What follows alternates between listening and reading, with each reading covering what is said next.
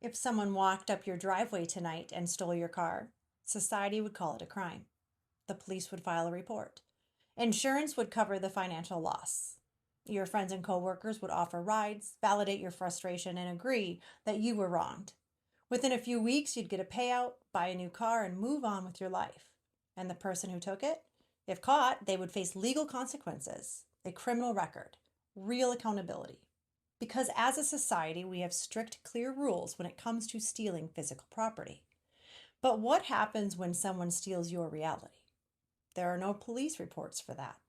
There is no insurance policy that pays you back for a dismantled life. When a person makes a conscious choice to betray you, when they lie to your face, rewrite your shared history, pull the rug out from under your entire world, and strip away half your time with your children, society handles it completely differently. Instead of accountability, you get platitudes. They tell you people drift apart. They tell you it takes two to tango. Or the most dismissive one of all, you just need to move on. Why is it that stealing a piece of metal gets labeled as a crime, but stealing a human being's peace, stability, and psychological safety is treated like a routine inconvenience? When someone betrays you at the deepest level, they don't just leave the relationship. They burn the house down while you're still sleeping in it, walk away unburdened, and leave you to clear the rubble alone. What people on the outside don't see is the aftermath. They don't see the unseen sentence you are left serving. They don't see the 10 weeks of relentless insomnia, where your brain refuses to shut off because it's trying to process a shock it never saw coming. They don't see the months off work because your nervous system has completely collapsed into survival mode.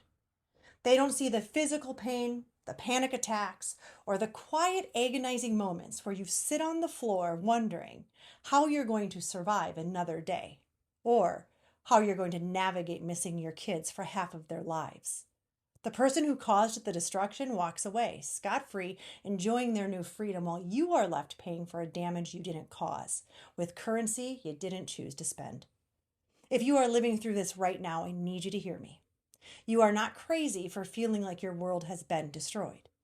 Pain that leaves no physical marks is still a catastrophic injury. What you are experiencing is not just a breakup or a bad patch. It is the heavy, exhausting work of rebuilding a life that was torn down without your consent. It is time we stop letting people minimize emotional destruction just because it doesn't happen in a courtroom. You deserved honesty, you deserved integrity, and while the legal system or the court of public opinion may never give you the justice you deserve, your ultimate recovery will be taking back the life, the peace, and the truth that they tried to steal from you. This is Rebuild and Rise. You belong here. Love you, bye.